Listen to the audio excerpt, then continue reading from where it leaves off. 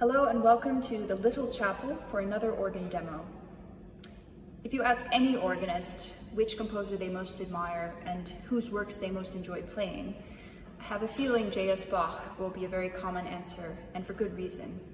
The man was an all-around genius, and today I'd like to share one of his smaller pieces written for the organ.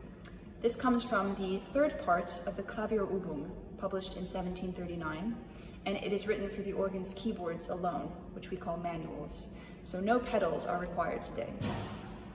The third part of the Klavierübung, which means keyboard practice, comprises many settings of chorale tunes, which together are sometimes called the German organ mass.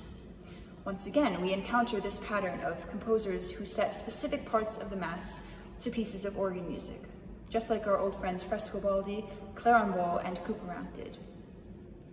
The movement I want to play today is zehn die heil'gen Gebot, which translates as, "These are the Holy 10 Commandments." This is one of the 6 chorales in this collection, known as the Catechism chorales. The other 5 concern the Apostles' Creed, the Lord's Prayer, baptism, penance, and communion. The Chorale Melody for zehn comes from a 13th century folk hymn, but in the early 14th century, Martin Luther adapted the tune for his hymn, the text of which paraphrases those 10 commandments.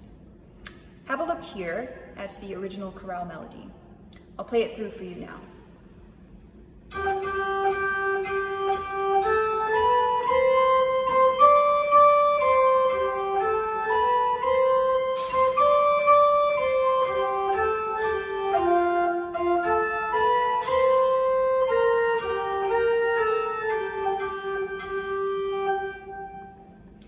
Now listen to the beginning of this movement transposed up an octave, which is based on that melody.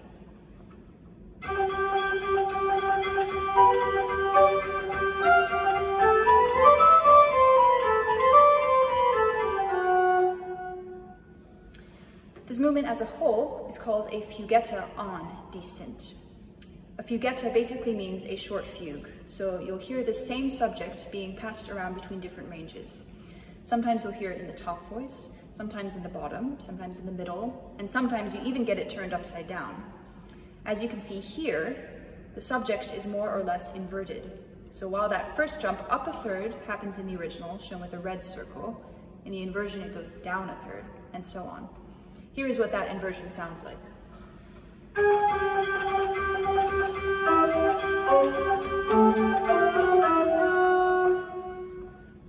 But of course, all of these intricacies are happening in the midst of many other harmonies and lines.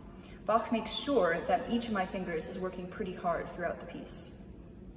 Taking a look at our Fughetta subject again, I want to point out some interesting features of this melody. Remember, this chorale is about the 10 commandments.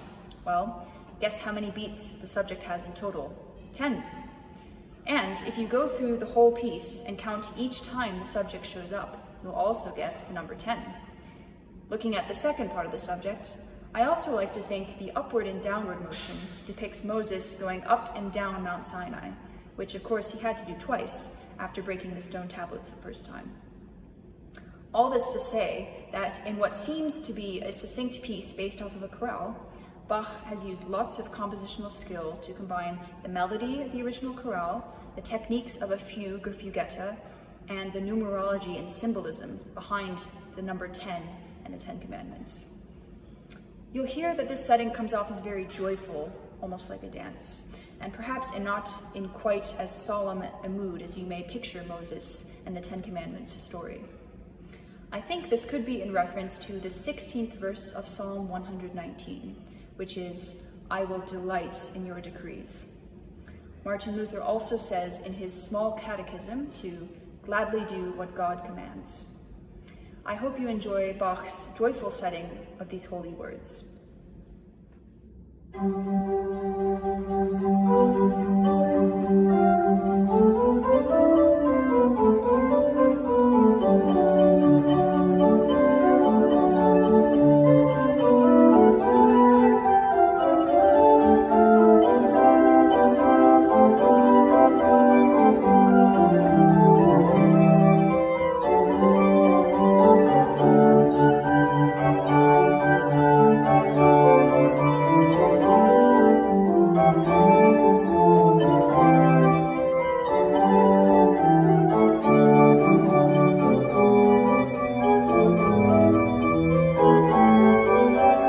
you.